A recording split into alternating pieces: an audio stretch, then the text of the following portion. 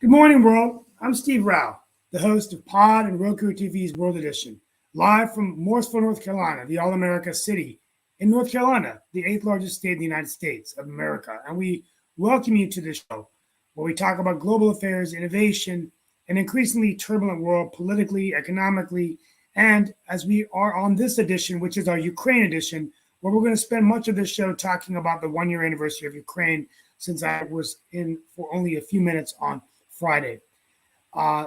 First of all, I just want to say that this last Friday evening, I was in Raleigh at the state capitol amidst many Ukrainian friends and leaders talking about the one-year anniversary in Ukraine, when Vladimir Putin invaded an independent sovereign nation, violating the international rules-based system that has been in place since World War II.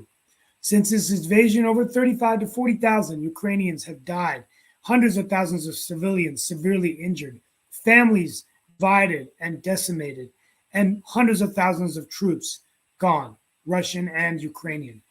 It's been a bitter and a sad year, and through it all, we continue to navigate and be inspired by the resilience of the Ukrainian nation. As I said in my remarks to the community in Raleigh, that, the Ukrainians remind us that freedom is not only worth fighting for, but it's worth dying for. And as we fight the Russian Empire, we're not so much fighting the enemy. This fight and this war is about saving what we love, freedom and democracy. Somewhere today, as I give this remarks, a young child may not be able to walk out of his house without worrying about being bombed or shelled or shot. We take it for granted that we can drive in our cars and do whatever we want. This is much more than just about one war or one nation. It's about what's right. And we can do something about it. Today, we're going to have a special guest, one of my friends, to talk about this. But before I do, I want to give a shout out to Volodymyr Zelensky, Prime Minister Zelensky. The United States had George Washington, who as our general commanded our armies to win our Revolutionary War, become our own United States of America, and serve as our first president. India had Gandhi, the leader of Free India, that became today the largest democracy. The United Kingdom had Winston Churchill, who inspired a nation to get into World War II. And we also had Franklin Delano Roosevelt, whose calm, soothing voice led us through the Great Depression and to the largest victory in World War II with the Allies. But Ukraine has Volodymyr Zelensky, Prime Minister Zelensky. He is the George Washington of this era. I truly believe that 1,000 years from now, he's the president of Ukraine. I apologize for that. He will be revered 1,000 years from now as the one man who did what was right and would not succumb to fear and intimidation and brutality.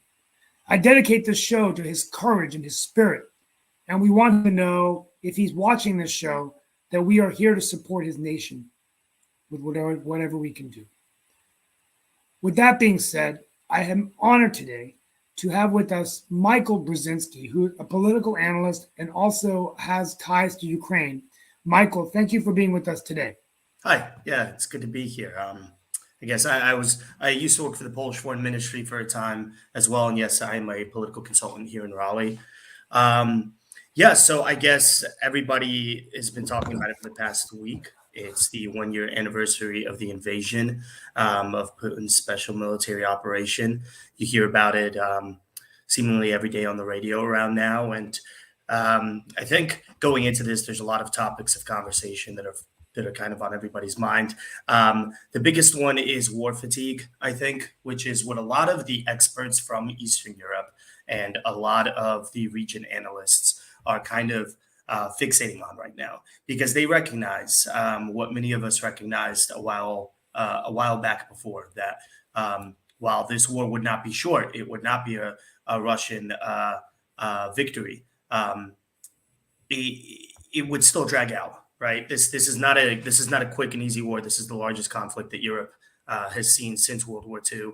It is the largest modern conflict between peer competitors with peer armies since World War II, or at least the Korean War. And what that means is that there's a lot of concern within Ukraine and within Eastern Europe and within the West that the kind of support that's necessary to fight that sort of conflict eventually dies down, that it eventually goes away, that gradually support dithers off because results aren't being seen.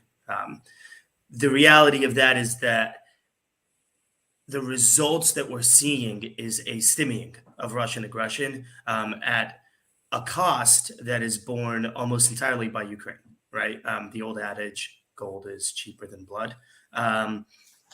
The amount of funds and money that goes from the West to Ukraine is minuscule compared to even the kind of costs that the collective West paid during the Cold War just to station troops and build weapons that weren't even being used, right, in Western Europe, to quote STEMI, Soviet aggression.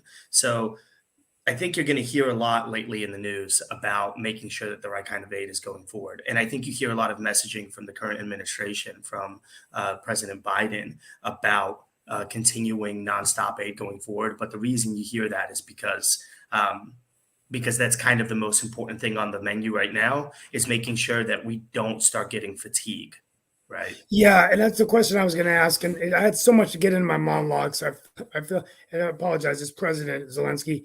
But, one of the things I think it's fair to say, and we're going to bring our other team in as we ask you these questions, is that, Fareed Zakaria wrote a good post, a blog in Washington Post, and it was all about kind of like where we're going. And it seems like whatever strides Russia made, obviously, they're losing in terms of being able to take over Kyiv, and the Ukrainians had success resisting, but even they, over the last few months, have lost territories that they've taken back. So at the end of the day, I think it is somewhat of a stalemate. I do believe that, one thing is that they could perhaps eventually, do you believe they could come up with some kind of agreement like Crimea and Donbass in exchange for NATO membership? But Zakaria mentioned that the money is continually important to provide Ukraine the ability to continue to fight. So it's really some game at this point. No, absolutely. I don't think so at all. And I don't think so because I think the last people to accept any sort of actual agreement that would be lasting in any way beyond, say, 6 months are Russia, or is the Russian government. Any kind of overtures that the Russian government makes towards, well, we want to establish peace talks, it's completely disingenuous, right? It is an attempt in order to try and not even actually engage in any peace talks that might lead to a resolution. Even if, quote, peace talks were to be established, the Russians would never sign any kind of agreement, none, that puts their own limits on Ukraine. They refuse to have any limits on Ukraine, hence why they're fighting a near total war with this country at this point. What would happen is this is disinformation by the Russian side in order to get people to stop focusing on arms shipments. One of the prerequisites of any sort of peace talk is at least a leveling out, right? A slowing down of conflict, right? So at some point, if you're establishing this narrative that, and you see this from Russian actors, well, the West doesn't want to negotiate, they don't want to talk. What they're really trying to get is stop sending weapons, stop supporting Ukraine, stop the narrative that's going on in the West that's ramping up more and more towards more advanced weapon systems. We had the whole Leopard 2 and main battle tank conversation recently. Now it's looking like the conversation will eventually go towards modern Western fighter jets. Russia wouldn't sign a single agreement, not a single one. If they were willing to sign agreements, they wouldn't be throwing men into Bakhmut. The reality of the situation is that this is just another disinformation attack. This is another attempt to try and weaken the West's resolve. If you can convince the West that you're willing to maybe pursue peace talks, then you get actors within the West that are willing to start saying, well, whoa, the Russians, they might want to talk. Maybe we shouldn't be sending main battle tanks to Ukraine in the meantime until we've tugged at this string. And that's what Russia wants. It wants less support for Ukraine that will let it capitalize on battlefield victories. Yeah, I mean, I think, so we're going to bring in Mark Lee and we're going to continue this discussion. I'm sure there's other questions, but here we are a year later. And I think, as we continue this war, we're going to see food shortages. We're going to see gas prices affected. And that's the other elephant in the room before I bring in our team. The economic sanctions simply have not weakened Russia's economy. What's compelling is that Russia's economy, because of the non-Western countries and those economies that actually support Russia, the sanctions have weakened them, but clearly not slowed down their war efforts. So I do believe, don't you believe that it's going to take doing something with his oil supply and his oil revenue to really, really stop this guy from continuing to fight the war? Because sanctions normally don't work against dictatorships anyway. We tried this against Iran. We tried this against other dictatorships. Sanctions should always be used whenever possible, but they're not going to succeed outright. The reality is that any sufficiently industrialized economy is far more resilient than people nowadays seem to give us credit, us meaning everybody who lives in the industrialized world. If you just look at the example of the Soviet Union during World War II, not to make a direct analogy to Russia of today, but just as a sort of economic comparison, this is a country that lost the vast majority of its wealthiest Western provinces during the German invasion. Something like 20-30% of the country was occupied at its high point, which was overwhelmingly the very highly populated, productive, industrialized parts of the country. Yet it still managed to wage a total war against the German war machine, notwithstanding, Lend-Lease, etc. You still had massive amounts of Soviet war material being produced. So the reality is that the consequences of sanctions or the consequences of foreign action against your country that would stymie your ability to finance a war often just get offloaded onto the civilian population. The regime itself will never let those consequences utterly shock its capacity and utterly break its capacity to commit to the war effort. They will move whatever needs to be moved around. They will move whatever funds. They will access whatever sort of resources that they need to have in order to continue fighting the conflict, because the end of the conflict, especially in the case of the Putin regime, would mean an end of that regime. The consequences ultimately get felt on the civilian population, which is what we've seen in the conversation around sanctions, right? The reality also is that, unfortunately, with these sanctions, I don't see much of a capacity for, say, a popular civilian uprising against the Russian regime. There are no elite actors within Russia right now that are primed to act against the Putin regime. And for any sort of successful, regime change, you do need to have certain elite actors willing to engage and capitalize on that to push forward. So, say with the collapse of the Soviet regime, you had members within both the Communist Party and the armed forces willing to capitalize on popular resentment. Right now, you don't see any of that. So this conflict will drag out for a little while longer just because there is no immediate end condition going forward just yet. But the reality also is that the resources on both sides are very limited. The difference being that Ukraine has access to Western support. Russia is desperately looking for support right now, most notably with what we've seen in the news with China. And the key is making sure that support that they get is not able to replenish them significantly, which is why we see so much in the news over the past week on U.S. pressure on China to ensure that China is not supplying Russia with significant war material. Both Russia and Ukraine cannot fight this kind of war entirely on their own means. So I guess it really does come down to us in the West to make sure that Ukraine has that support that it needs to see this through. Absolutely. I mean, I think well, thank you so much for being with us. We're going to open it up now. Mark Lee is one of our analysts here, host of the show with me. We want to open it up to Michael. Talk about the war, talk about definitely wasn't talking about the war, and our other guest actually raised a very interesting question that I'll bring up as well. But Michael, one of the things that I've been hearing folks being somewhat concerned about and everything is the money that's going out. Because sometimes when I talk to my friends that are in the social justice or other spaces here in the United States, they see how many billions are going to Ukraine, and then the standard answer is, what could be done with that here in the States if that money was spent on some of the issues that are facing us. And that's not to say that I think that anything is going on. You there?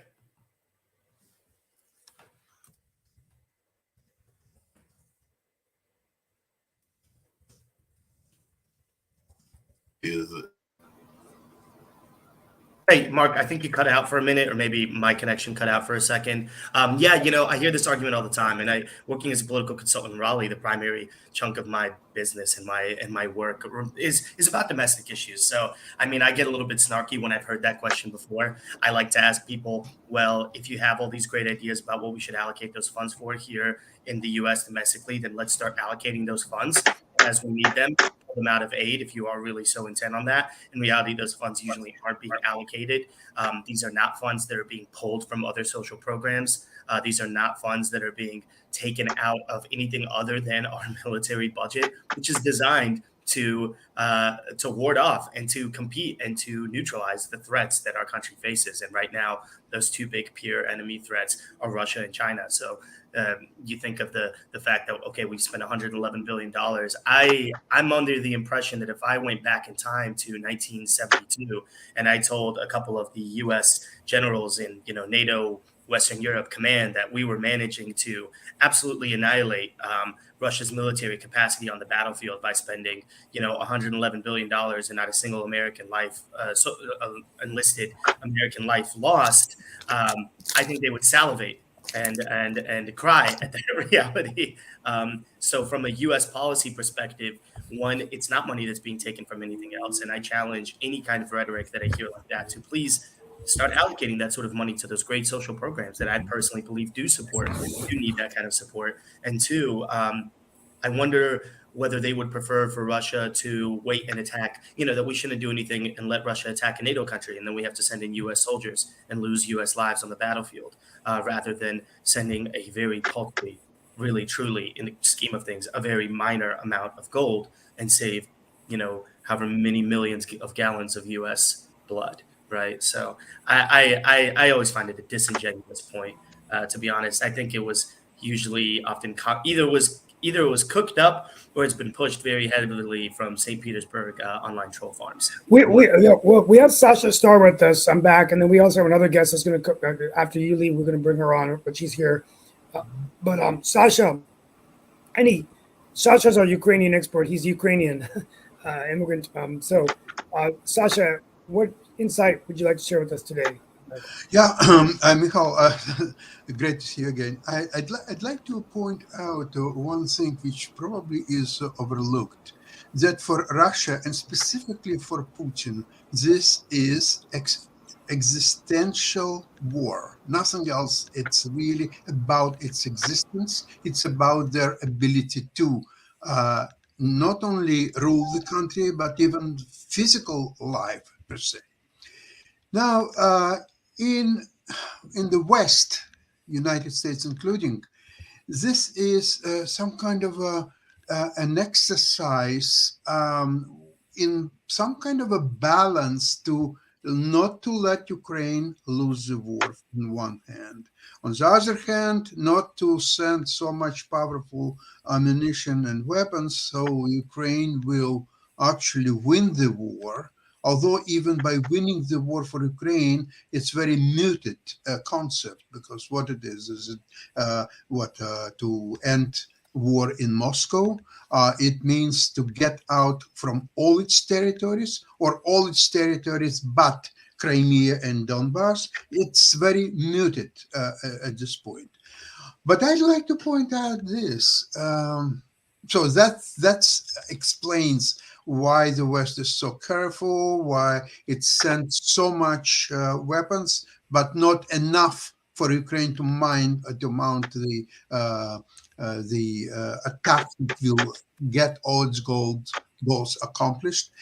So West is also running dangerous game. Look, Chinese, for example, which are considering now start helping Russia, they're considering that West is already committed and directly is involved in the war. It doesn't matter that they don't send their soldiers to fight, although there are a lot of Americans. Unfortunately, some of them are being killed, but they're volunteers. So, and not only Americans, but from UK, from Poland, from many other countries. But just by sheer the boycott, the sanctions, and sending so much weapons and ammunition, West is involved. West is committed. US is committed. So now, if Russia is still successful, it means not only that Ukraine lost, it means that the West lost. It means that all our society lost. Okay, it was the only people who will be happy about that are Republican bookkeepers. Okay, that's fine. But that's not all America. Thanks. Oh, come on. Thankfully. Yes, I'm saying exactly what it is. Just keep your bookkeeping exercises. Oh, we send so much money here, so much money there. Oh my God! What are you talking about? Do you think that it's Just your stay money? calm Do you and think talk that about this- the facts, Do you not the think that rhetoric. this money would not be sent Ukraine? They will come to your pockets? Absolutely not. Okay, this money will be inappropriated. So it will be let's spent shift elsewhere. over to Dan. Dan, let's get your insight, and then Lee. We got a few more minutes with Michael, just in terms of your perspectives, and we want to thank Michael for being with us today. First of all, thank you, Michael. It's been very useful, the comments that you've made. Sasha is a real patriot for Ukraine. His passion comes out clearly. His biases about America are clear as well. And, but I honor Sasha's and his vigorous defense of Ukraine. I see a number of problems in Ukraine. I think I agree with the analysis that Sasha just provided. America is playing a dangerous game and not providing enough arms to let Ukraine defeat Russia. But Russia has been escalating the amount of men and weapons going in as well. So it's the reason for the pushback is because the Russians have committed troops and resources for that pushback. Ukraine's getting Western tanks and other things to be able to help them repel the Russians. But I think Sasha's right. The U.S. is sort of seeing this as a balance of power issue. The other day, Sasha was bragging about how Ukraine would be the largest army in Europe, and has visions of Ukraine taking over it's the geopolitical role in that area, adopting many of the other states and becoming sort of a Russian substitute, a Soviet substitute. I think the United States has to be concerned about that because right now Ukraine is a dictatorship as well. Isn't a true democracy because freedom of speech and other things have been eliminated in Ukraine because of the war. I mean, it's perfectly understandable. I would push back a little bit. That would be like saying that the United States of the Union was a dictatorship during the Civil War just because Lincoln suspended habeas corpus. I think there are more factors that go into deciding whether something is a dictatorship. Well, political rather than just political opponents are jailed. Sure, and again, media sources the Union in the North, silenced. We jailed dissidents. Things, which are not the kind of things that we as a free people really advocate, right? I mean, well, I really just had any woke population. Hold on, I'm making a comment. If you had any of the woke population complaining about things there, about their woke agenda there, and all this money going to the war, you can bet that they would be jailed, and because they keep their big mouth shut. We got to worry about freedom. We got to worry about survival, right? So I don't blame it, but you guys are being a little disingenuous about saying things are free there. They're not. I wouldn't call people it. Are fighting. People are fighting for their lives, and so you can't fan. But again, would you characterize the Union during the Civil War as a dictatorship? Because everything you just described. No, I wouldn't. Well, then, I mean, because are you they familiar were in with a the writ of civil habeas war, corpus? right? Are you But that familiar was with the writ of how many habeas years corpus? ago, Michael? Sure. 160 years ago. No, I understand, that- but, that but, ever but the happen principles, again the in the United constitutional States? principles. I mean, our Well, the constitution has closest we since then think we changed. saw to that was in minorly. 2020. So when, Dan, what is your answer when- then? Just when continuing. Our government, So when Dan, our government collaborated with social media to silence the conservatives, right? I mean, No, that's the look, I'm not trying to concept. speak to anything. I'm not trying to make a domestic political left or right kind of argument here. I was just saying that I would never categorize Ukraine's political system today as a dictatorship. I truly wouldn't. However, and I most do political recognize that experts certain. don't. I do Well, recognize that, of course. I mean, certain wartime actions have been enforced, which is something that I mean, even the United States did during World War II. These are things that, when you're at that scale of total war, We did during World War II. suspended Like what? elections. They haven't suspended parliamentary procedures. They haven't suspended any aspects, actually, of the Ukrainian constitution. I wouldn't call it a dictatorship. That being said, Miguel. I do think it's a dangerous game to play the fine line. I think the narrative that's been coming out here during this conversation. Hey, let's go to Hey, V and then go Miguel, back to Miguel. Mike. Sure, We have because 4 you minutes. support Ukraine. Miguel, Well, Thank I you, support Steve. Ukraine Hold on one second. No, I Hold support on a Ukraine second. because I Miguel. Let understand. Michael finish, please. He's the I guest. realize there's some realities about balancing things out and how things are looking. So this is where I right? would say that's dangerous, right? I support Ukraine not because I'm Ukrainian. In fact, I'm half Russian. I speak Russian. I'm half. A lot of Russians are supporting Ukraine. Sure.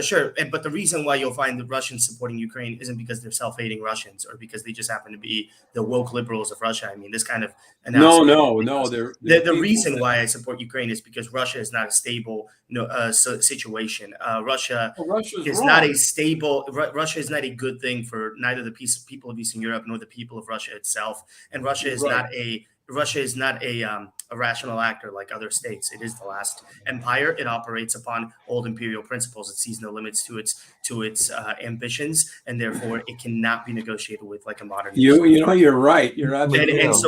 so what I would say to that is that the United States kind of needs to come to its own decision and needs to kind of wake up a little bit when it comes to policymaking, because you cannot straddle a fine line of, well, we want you to win, we want Ukraine to not lose, but we want Russia also not to lose. I mean, there is going to be a loser, and deciding to actually set a firm policy agenda and decide to go in one firm direction, that we're picking a winner. Does the U.S. Which we do want have that right to. Ukraine? I mean, I wouldn't say we have the right, but we do certainly have the power to do, and it's something that a superpower always does. When Does major conflicts play does out, the we US pick want winners and losers. Ukraine And so, if we're the sent sooner into we the get power behind, vacuum? I think the if sooner Russia's we get defeated? behind.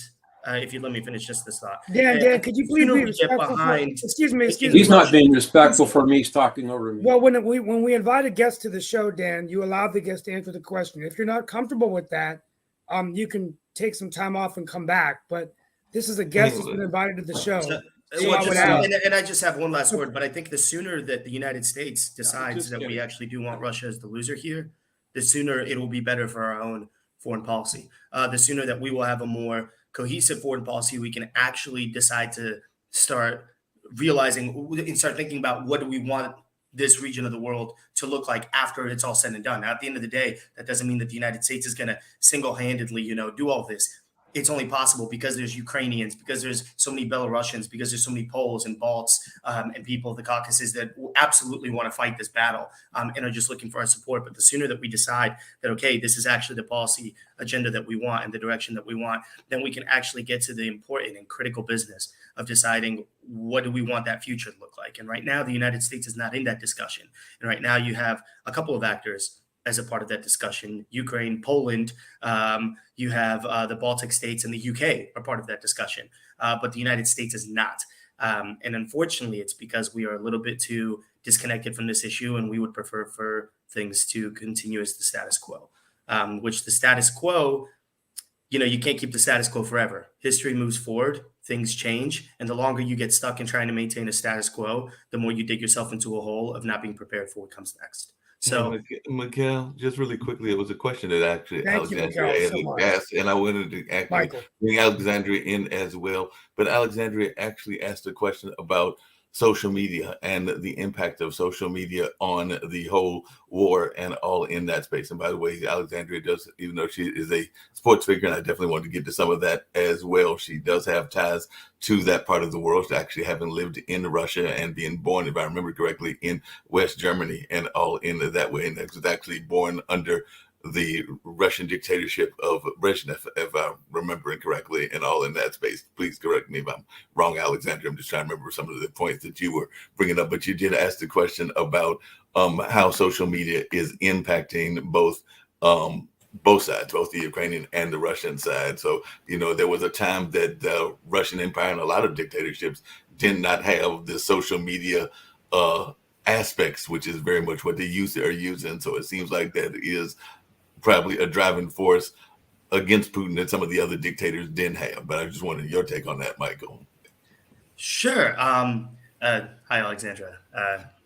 Привет. I think the Russian government has done a wonderful job at manipulating social media and getting, and in general, just as propaganda efforts against its own citizens. I can tell you, I mean, I have family members in Russia who are completely, brainwashed when it comes to certain things.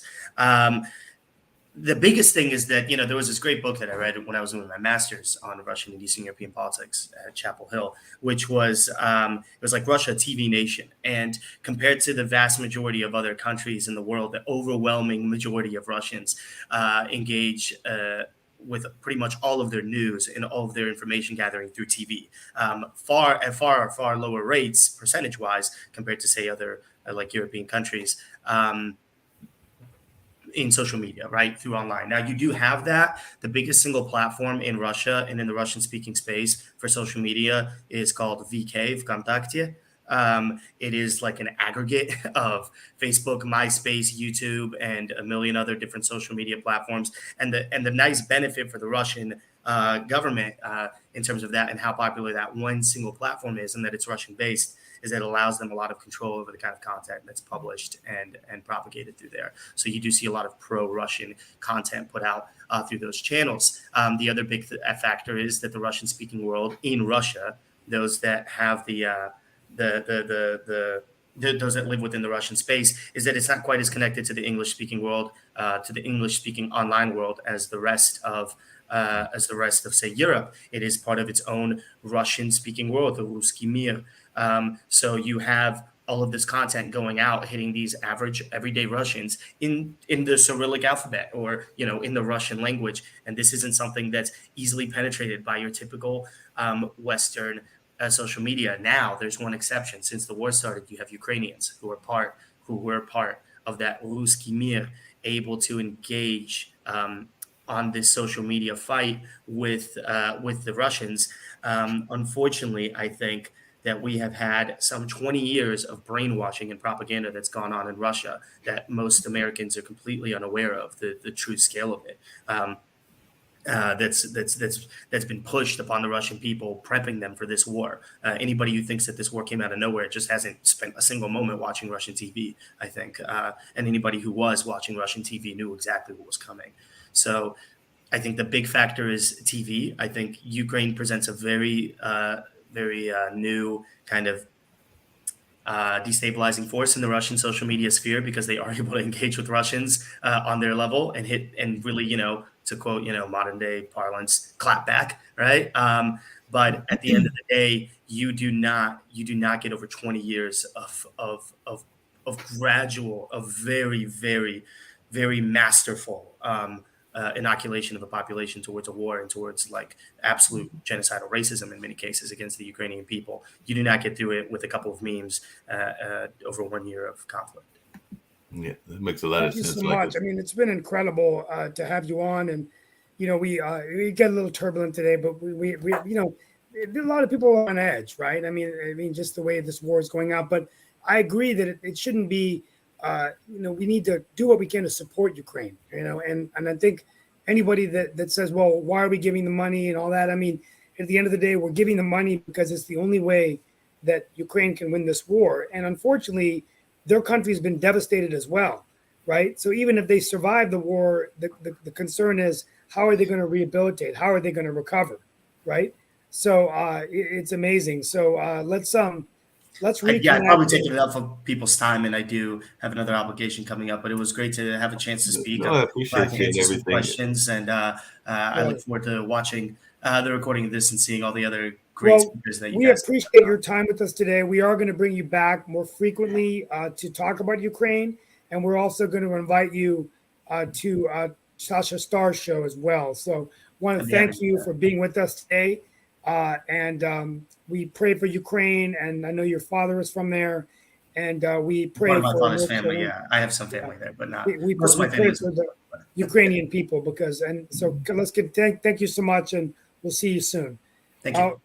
Okay, Mark, let's continue our discussion. We got Well, I about was going 20. to continue the discussion. I wanted to bring in Alexandria, and actually, I wanted to hear her take on it because, like I mentioned earlier, she is from that region to some degree, because definitely having been born there in West Germany, but she was also a female athlete pioneer. Actually, the was one of the first female to make and form the U.S. women's bobsled team there in 1994 and won the national competition. And definitely, that was some amazing efforts back there in 1994, and definitely is a advocate both of fitness and also of the environment. But I let Alexandria speak for herself about both what we've been talking about and also just on her groundbreaking work, because she's also been doing a lot of research on other great women athletes as well. So that's part of the reason I wanted to hear from Alexandria on this particular day as we're nearing Women's History Month and all of that. But Alexandria, if you'll share some of this amazing history of yours, I would love to hear that, including some of that family history as well.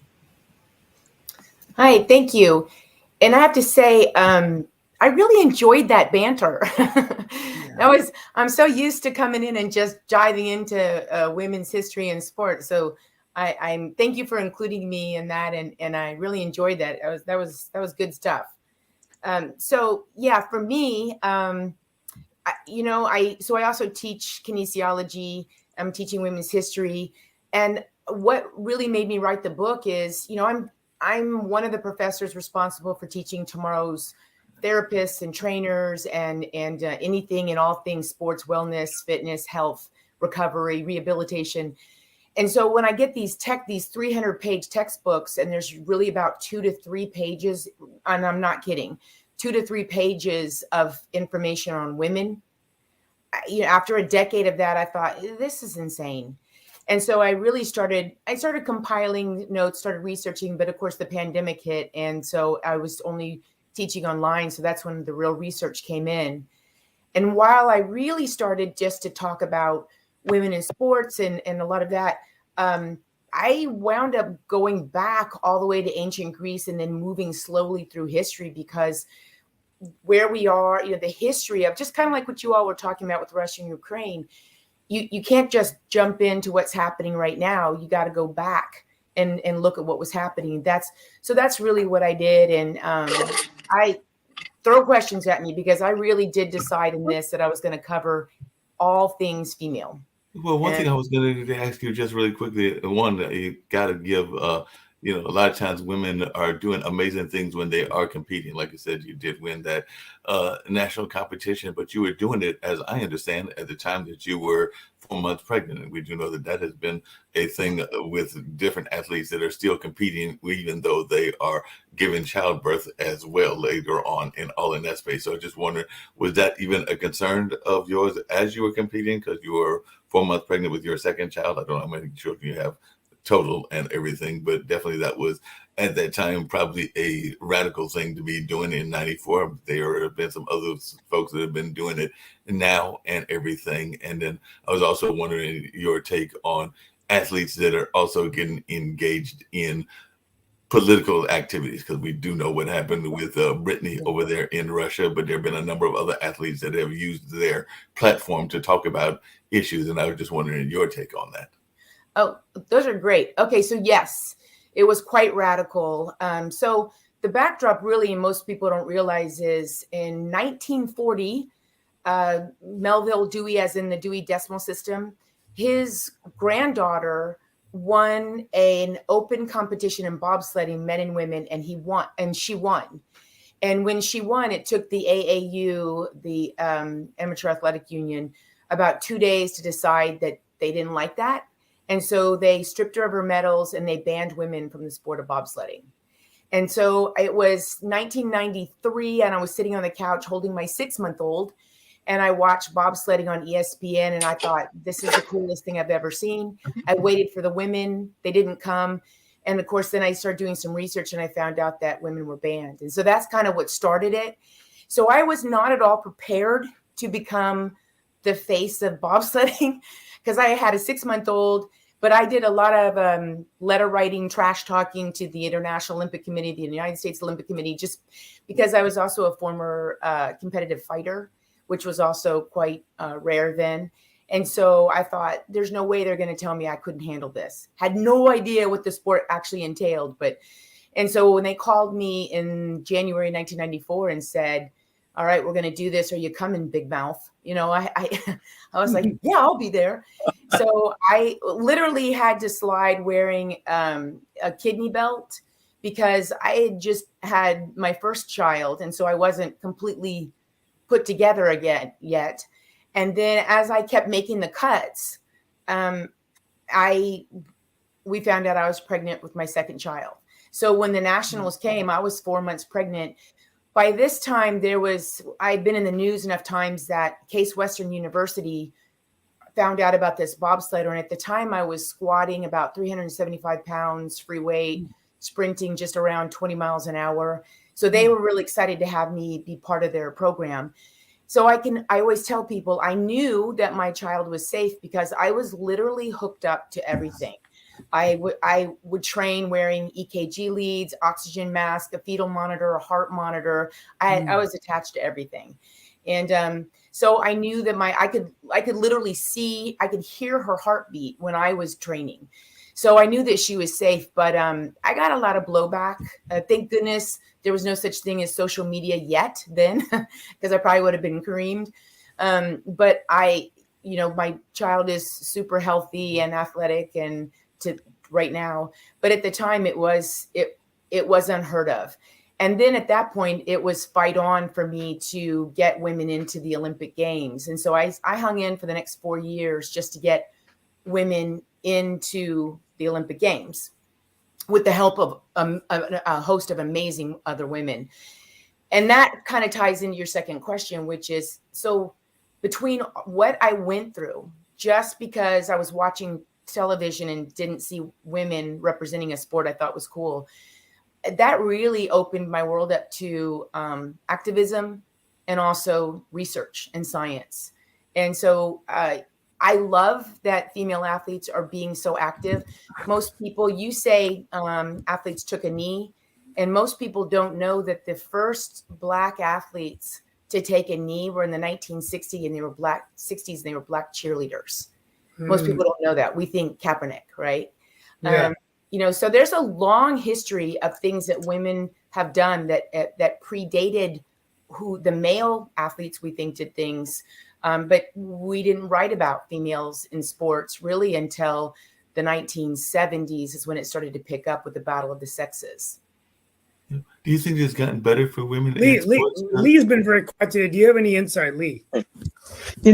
First of all, good morning. Thank you for coming. And all this, what you're saying is beautiful, and women should be included. I don't know what they were thinking, what have you. But do you want to speak to the abuse women have taken by male coaches? Jennifer spoke much on this topic. Oh my word. Yeah. So do you have 2 hours? So yes. And so when I, at the end of every semester, when I teach my college students, we go through everything. We go through all the abuse. We go through the history, the how women are portrayed in the media, hypersexualized uniforms. We go through all of that. Title IX, why Title IX really is dispelling the myths. And at the end of every semester, I always ask my students, male and female, most of them are athletes. And I'll say, okay, let's talk about abuse. What can we do, in your opinion, after everything you've learned this whole semester, what can we do to curtail some of the abuse that we see? And I will tell you that my amazing, brilliant 20-something students will often say, they'll often say, it's just sad. That's just the way it is. I don't see how we can stop it. And that always blows me away because they're not saying it to be, snarky. They genuinely don't see a way out. They believe because of what we are fed all the time. And so this is a tough road for women to take.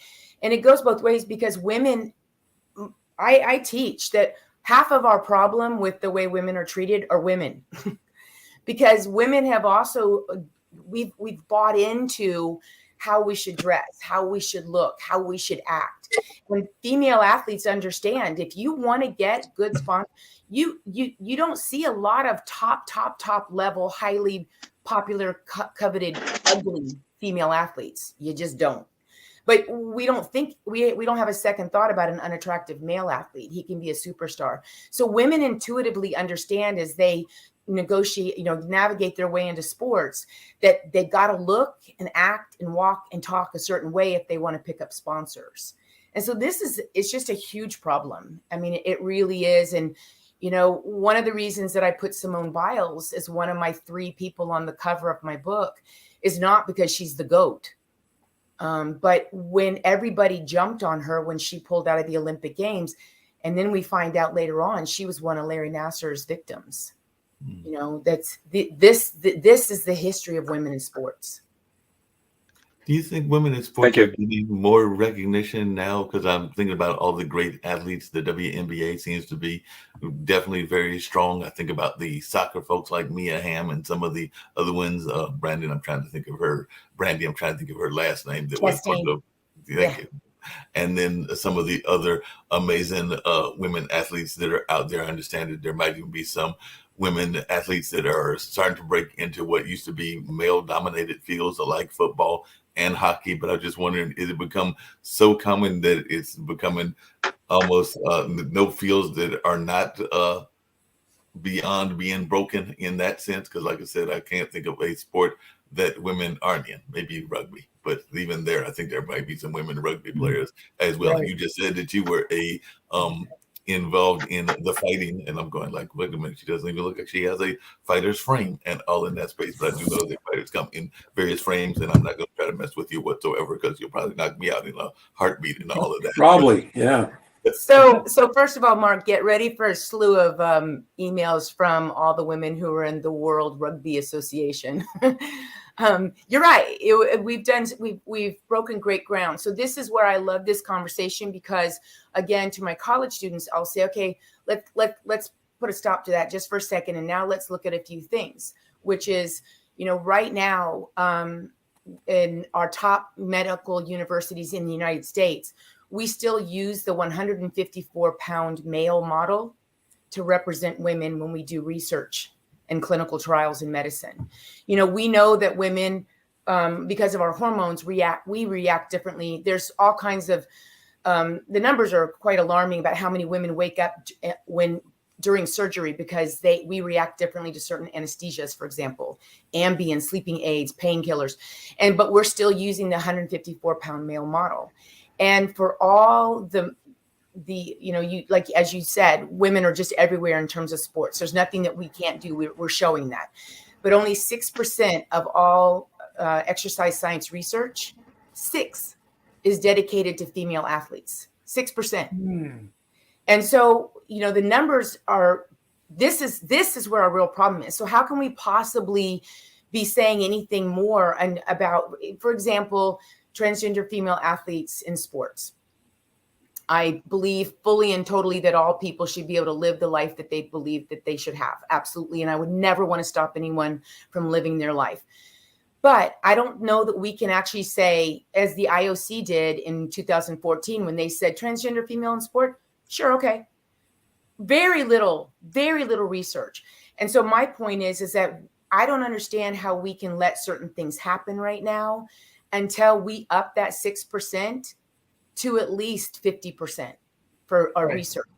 And and I'll tell you before anyone asks, the reason that we use the 154-pound male model, the reason we only have 6%, the reason that in the United States, we have the most fatalities during childbirth of any Western country in the world, right?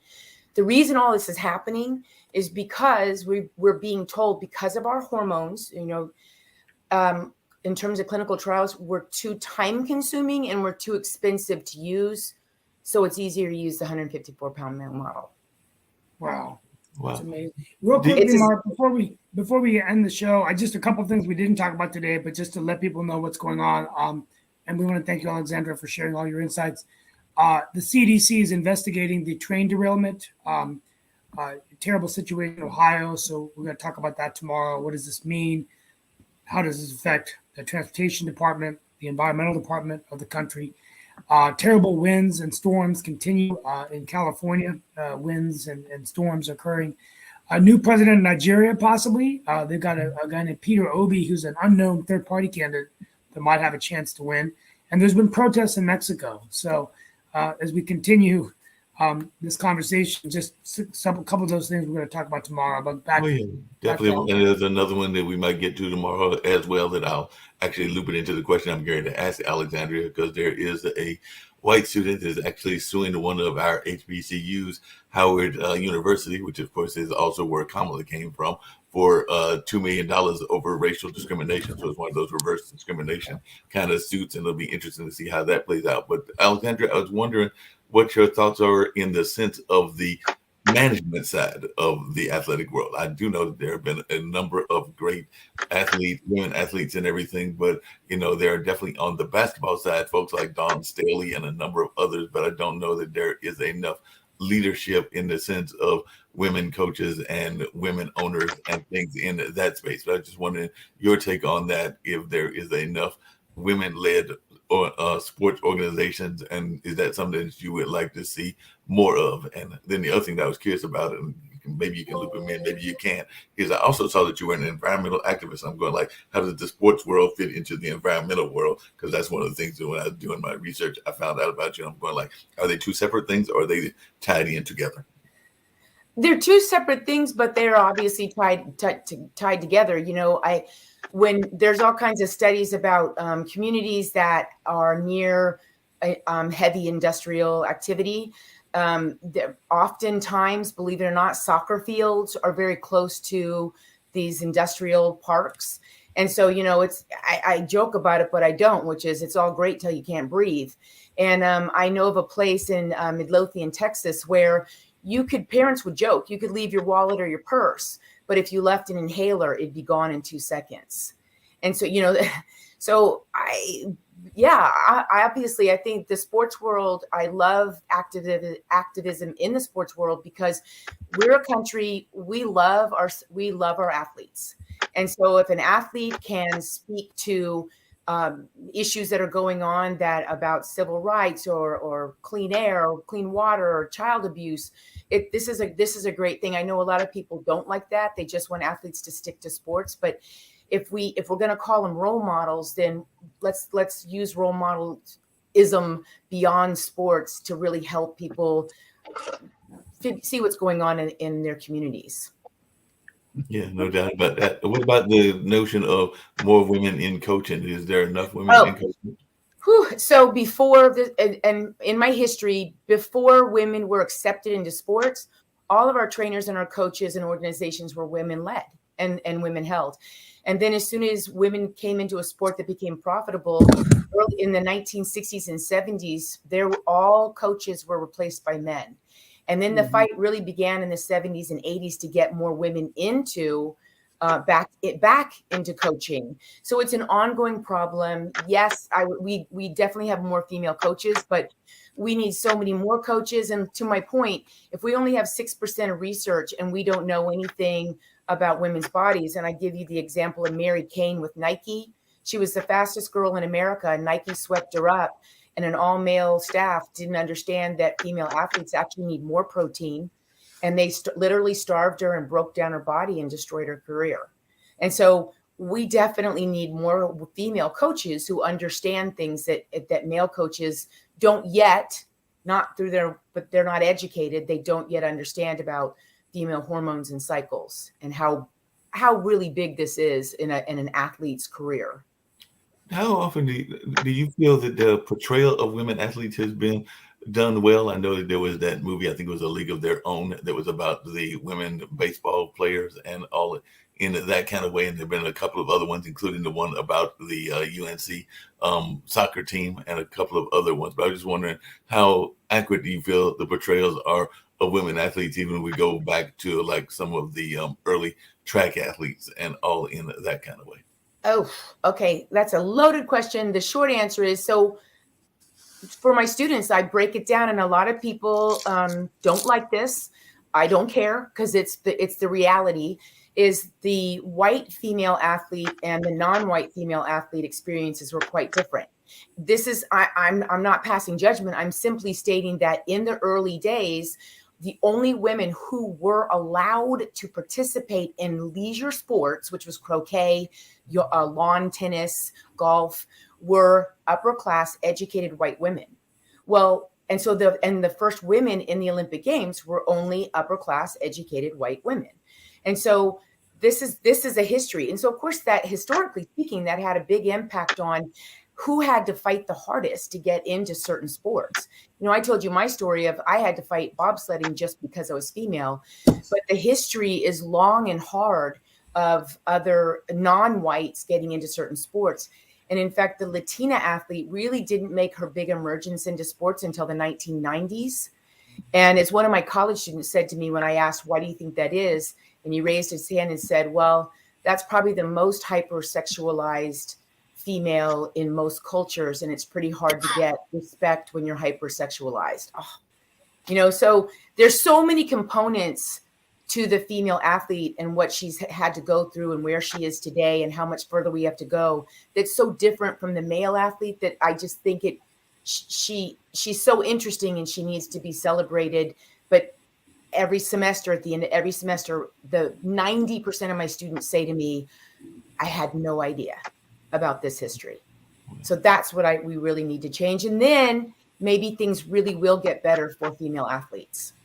So who are some of your favorite athletes? And then we're going to let Steve do his closeout as he always does. And I don't know if anybody else has any questions for you really quickly, but who is your favorite athlete out there in the world, whether it's in the United States one or one from Eastern Europe or wherever they might be from? Well, I have many who are long since gone. But I'll say one of my top favorite just won an award last night, Serena Williams. And I love her because she did not fit the hegemonic feminine ideal that this country has. She's too large, she's too loud, she's too black, she's too strong. And a lot of people don't like her for those reasons. And she's just, her spirit is so incredible. And what most people don't even know is she nearly died in childbirth. And coming back from having her child was incredibly hard. And so when she was wearing those, they called it a cat suit. People didn't realize that she was wearing that, just like I did in the early days of bobsledding, and I wore a kidney belt. She was doing that because she really was sort of healing from within, but she was still performing at a top level. So to me, she personifies the female athlete in all ways. I love her. Well, it's been a wonderful show with you all today. I want to thank you for being with us. My final remarks are tomorrow we're going to maybe have a special guest to talk about Black STEM icons. It's the last day of Black History Month, but some Black Americans that have done some really innovative stuff in STEM with someone who's written a book. So Mark, I'll be doing a virtual introduction there. When I close out on Ukraine, I'll just say that one of the inspiring stories that I walked away with was a story I wrote about a year ago on a Ukrainian named Misha Shevets, who is a PhD in artificial intelligence at UNC Chapel Hill. There's about 21,000 Ukrainian immigrants that live in the Research Triangle here in North Carolina. Many of them are in science and innovation. And what I find interesting is that most of them come from a city called Dnipro, which was the rocket science capital of the former Soviet Union. When Shevets, who's actually studying for his PhD, a year ago would call home to check in his mom and dad, he'd hear the bombs going off. And here he is 1 year later saying that the situation is getting worse. He's not sure if his mom is going to be able to make it because it's been hard on her health. But just really hit home for me on the people here in America and in other parts of the world who are affected so much by Ukraine. And Sasha, our heart goes out to you as well. Being from Ukraine, I know how painful it must be to see your own home hit, devastated like it is. But on that note, we're going to continue to monitor the situation in Ukraine. now that we're a year into the war, more than a year now, a year and a few days, and we'll be talking about this again. But thank you all for being with us, and we'll be back tomorrow for another edition of Pod and Roku TV's World Edition. Thanks.